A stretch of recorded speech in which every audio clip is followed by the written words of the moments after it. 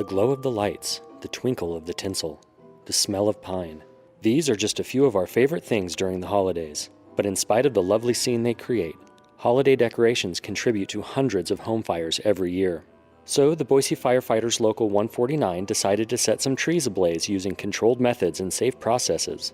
To show you what can happen to Christmas trees in the home, let's have a look. So first off, this artificial tree. An artificial tree is made to be relatively flame resistant, but it is still a fire hazard in your home if it's near ignition sources. If this was in your home would fill up with smoke and create an atmosphere that would kill you within probably 30 to 90 seconds.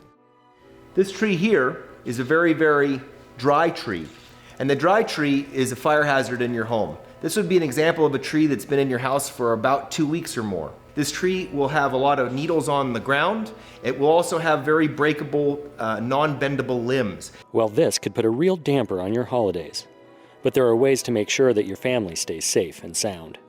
Buy local or fresh-cut trees. Be sure the stump has sticky resin on it, and the branches should be bendy, not breaky. Keep your tree well watered. Water daily for a happy tree.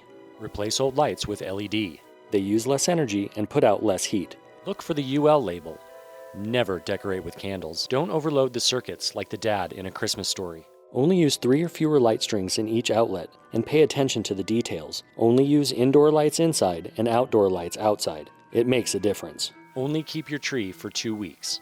Keeping your tree in your nice warm house and near heating registers or space heaters will dry it out and turn it into a fire hazard. Space heaters are really nice to keep us warm during the winter months, but they need to be at least 3 feet away from anything that could possibly catch fire.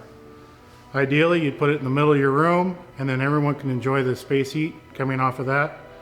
We most commonly have fires with these where they're right next to an object, such as a Christmas tree. And finally, be sure that you can get out when a fire occurs. Make sure your smoke alarms are working with fresh batteries. Don't put your tree where it may block your exits, but most importantly, get you and your family out. Don't try and save the presents. So it's really important to keep Christmas trees safe, keep those ignition sources away from your Christmas trees and your presents. Make sure your light strings are no more than 3 in a row. Do everything you can to keep your house and your family safe, because it would be a real bummer to have this happen at any time of the year, but especially around Christmas.